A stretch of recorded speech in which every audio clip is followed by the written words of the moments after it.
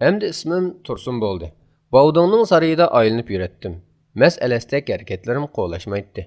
Sarayning xonimi Turkistonlik Nozinin mening yurish turishimdan xotirjamdek ko'rinatdi. Xizmatchilar hujrasida yillardan beri uxlayolmagan xotirjam uyquni uxlab oldim. Dumbam texich og'riyotgan bo'lsa-mu, turk ammami og'riqlarimni xilal yengillatgan edi. Saqal burtimni tushirib o'tib, aynakka qarab turib qoldim. Yoshligim qaytib kelgan edi. Tağlar bilan vidalashganimga qaramay, ko'zlarimda tog'chilarga xos isyon chaqnaydi. Cho'lpanni xiyol qilishga boshladim. Uningga bo'lgan tuyg'um xuddi ayoli boshqalar tarafidan dafsanni qilingan erning tuyg'usi edi. Cho'lpan dushman tarafidan ishg'ol qilingan shaharga o'xshab qolgan edi. Ishq muhabbatdan so'z ochib, vatanning bulg'anishiga ketdim. O'zimning tafakkurining texi normalga qaytmaganligiga kulgim keladi. Ertasi Cho'lpan o'zining yasadaq paytiniga birga chiqishimni talab qildi. İşğalçılarga xas bolgan, quyuq dal-darax, gülgiyahlar bilan qaplangan bir yerda tushdik. Hammasi Cho'lpanni tanıydı. Darhol kelib qarshi elib, yo'llarni bo'shatib, paypetek bo'lib ketishdi. Paytundan tushib, baraqsan o'sgan daraxtlar, o'ppili ichilib ketgan gullarning orasidagi bir chig'ir yo'lda minishga boshladik. Men uning keynida jimjit mingatatdim. Meni g'ururini va iffatini yo'qotdi deyishdi. Dedi bir tal shoxni sundirib olib o'ynayat. Sulg'uy yuzini petayotgan quyoshga qaratib turib, yana pichirlab davom qildi. Qubunliqlarning orasida o'zak so'zlar bek oson tarqaladi ekan. Nimishqa mening hikoyamga shuncha ahamiyat berib qiziqib ketishdigandi? Bey qasrdagi oddiy bir xizmatchi edim u. Yaqinlashib qo'limni tutdi. Sana to'y qilaysam unimaganding-u.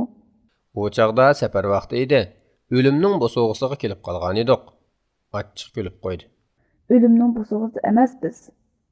Sen ishg'olchi hukumatning qancha kishiga o'lim jazosi berganligini bilamsan? 100 mingdan ortiq. Hayron qilib so'radim. Sen elimi qo'zg'olongni va shehidlarni o'ylamsan? O'ylasam bo'lmamdikan? Dedi zarda bilan. Sana o'xshashlarning bunday ishlarni o'ylag'idek cho'lsa bo'lmas. Sana o'xshashlar Turkistonlik musulmonmi?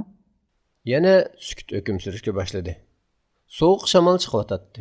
Quyosh o'ltiray deb qolgan bo'lib, oxirgi nurlari zaminni ajoyib bir g'ariblikqa cho'mkigan edi.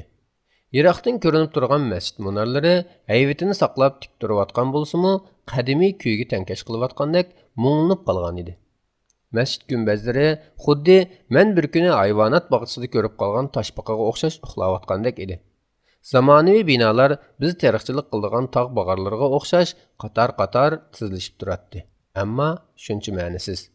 Uni o'ldirishni o'ylagan edim. Dedi Cho'lpan bir tal qizilgulni o'zib olgach. Kimni? Bog'doni. Erim Bog'doni. Nimishqa? Shunday qilishni mening vazifamdek bilganim uchun. Lekin sendan so'rab boqay. Mening uni o'ldirganim yaxshimi yoki tarbiyalab ko'ndirganimmi? Ko'ndirganning nima foydasi? Hamma yer qushxonaga aylangan tursa, dedim o'ramni qilib qo'yib. O'ldirishning nima foydasi emasa? Sendan mening nima qilishim kerakligini so'rayapman. Intiqom.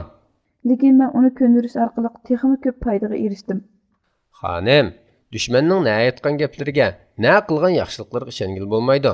Hammasi yolg'on, saxta. Dedim sovuqqina. Sen shunday o'ylamsan? Dedi menga dahshat bilan birni qarab o'tib. Senatchi men qiyin qistoqlardan qutulish uchun o'zimni mushundaq sapsatlar bilan aldab yuribdiman-da. Hayot qilish uchun. Beshimni langishdim. Qumulluqlarning sendan nafratlanishning sababimi dal mushu. Ko'zlardan yoshlar yepi uzilgan marjandek to'kilib ketdi. Yenimga kelib, meni yenik silkib turib. U ahmoqlar bilmaydi, tushunmaydi. O'z vaqtida beyning oilasini qutqizishim kerak edi. Buning uchun badal to'lanish kerak-ku. Badal. Hammamizga jon totliq, o'lishni xohlamaymiz, dedi. Yoshlari qurishga boshlagan edi. Senchu Mustafa, sen qanday o'ylaysan? Tursun, ismim Tursun. Burun qismimni unutib ketayli. Sen qanday qaraysan? Ochiqini aytsam, tog'dek azmatlar bilan bo'lishib yegan bir-birda qattiq non, sening bu sarayingda har kuni bo'g'izlangan 100 qo'chqardan yaxshi mening uchun. Yomg'ir tomchilashga boshladi. Havo bayamqidan sovib ketgan edi. Simsim yomg'irning yenik tevishlarini anglab birdam turdik. Oyoqlarim putimni qistayotgandek. Puzur yeshil paltoyimning yoqsi kelimni bo'g'ayotgandek his qilyotdim. Bu kiyimler gerçi meni issiq tutayotgan bolsa-mu, siqilib, o'lib qoldigandek tuyulayotdi. Bundaq tuyg'uda bo'lmag'ili uzun bo'lgan edi. Mustafa, Xizmatchingiz Tursun. nega? Azmatlar bilan bir-biridan nonni bo'lishib yegan tog'bag'irga. Bundaqla kessang bo'lmaydi. Ishlarni oqilona bir taraf qilishimiz lozim. Bauding safardan qaytib saroyga kelgan chaqda yo'shirinib turdim. Lekin uning saroyga kirar-kirmas och ko'zlik bilan qo'riq bosgan qisiq ko'zlarini paqirtib cho'lpanni izlayotganligini ko'rdim. Uni ko'ribla quchoqlab сөйishga boshladi. Atrofida parvonadek churgulaydi. Cho'lpan kulimsirab tursa-mu, ko'zlarini uyoq-buyoqqa yugurtib, mening ko'rib qolishimdan ansirayotgandek qarayotdi. Kelganimdan xush bo'ldingmi? Uningga qaramasdan javob berdi. Ben hoş buldum. Lekin istihbaratnikiler yüzlep adamlarını öldürüyordu. Bu degan boshqa ish. Nima hozir bu ishlarni o'ylab yuribsan? Bu ishlar bilan mening aloqam yo'q. Baldan, senin nimişki meydanın yok. Mening maydonim iniq. Meydanın nime hemse? Sen menga uval qilyapsan. Mening maydonim xizmatimni qilish. Hizmetini kılıç bilen mesuliyetini ada kılışını farkı çoğum. Xizmatimdan mening mas'uliyatim. Ben sizin bir insan buluşunu ümit kılımın. Konu talash tartıştığımız yeni başlandı. Haqiqiy bir insan azaplangan, zulümge uçurgan mazlumlarning qayg'usini his qilish kerak. Bilishim lazım. Dedi küçük talaffuzda. Sen mazlum degan u kishilarni agar og'am so'zlaroq qo'yib berilgan bo'lsa, meningmi, seningmi jinimizning og'am bo'ladi. Bu muhim emas. Dedi g'alati bir temkinlik bilan. Muhim bo'lgani mas'uliyatni ado qilish. Men kim edim? Vaqirab ketdi. Men faqat bu cho'q qo'shindagi bir askar xolos. Cho'q bir boshimni kichikini chiqcha. Safardan qaytib kelgan yeringni shunday qarshi olamsan. Kal suyumligim. Xas ujurga kelib ketishdi. Bu mal'un xotun menimi, unimi tang o'ynab qoltiribdi-da. Agar uning yanında uzoqroq turib qolsam, butun o'y fikrimni zaharlab bo'g'idek. Pokliq, yanada mo'rilari quralasqan, o'r azmatlar yashaydigan tog'bag'irlarda ekan. Mumkin bo'lsa, tezroq ketib olsam bo'g'idek deganlarni xiyol qildim.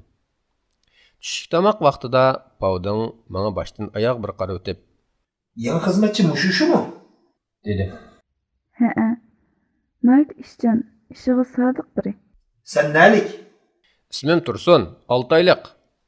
Dasturxon eng esil taomlar bilan to'ldirilgan edi. Siratdagi bechora xalqimiz bo'lsa, daraxt yupurmoqlari bilan jon saqlayotdi. Ochliqdan supurindi non burdullarini terishatdi. Qo'rsiq ochib ketgan bolalar ishg'olchilarning uylariga yoki yuk mashinalariga to'shilayotgan ochliq bayliqlarga opqurdek ichilgan ko'zlarini mo'ldiriltib qarashib qoladi. G'azabdan beshim piqirab ketdi. Ustalda turgan pichoqlarga ko'zim tushdi. Dal shu chaqda Tursun, sen chiqib ketsang bo'ladi. dedi Bauding seylaqqana. Oshxonaga yenib chiqdim, lekin g'azabim o'chmakda yo'q, texmi talablangan edim. Xuddi Gulxonning quruq o'tinni ko'ydirganidek nafrat o'ti yuragimni yalmab yo'tayotdi. Bularning din va aqidalarimizga qilgan razilliklari meni har qanday talablikda yanmaydigan qilib o'tgan edi. Bu shaxsiy o'chmanlik emas, Allohning intiqomi edi.